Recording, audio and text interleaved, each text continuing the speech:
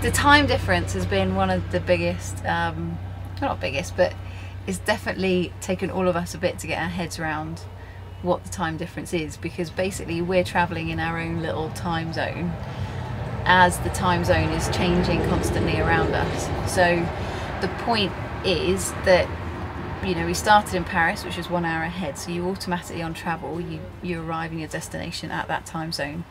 The thing is, when we get to Beijing, you know, that's sort of 6-7 hours ahead. So what we can't do is, and obviously the daylight hours are then changing over that period of time.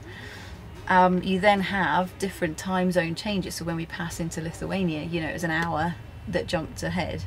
Well, we can't just lose an hour of our day, because that would impact on either his bike time or his sleep time, and I can't afford for him to lose sleep time, definitely, and he can't afford to lose time on the bike. So instead of losing like big chunks of an hour or 2 hours when we go through time zone changes towards Beijing, what we decided to do is distribute that time zone, that time difference between Paris and Beijing, and divide it by the days that we're planning to be away, and that worked out to be 15 minutes per day that we could change. So hence what we've done is we've then got a challenge clock, you know, cycle time that we're on, that each day that we left from Paris we then just kept adding on 15 minutes, and we did it in the time frame.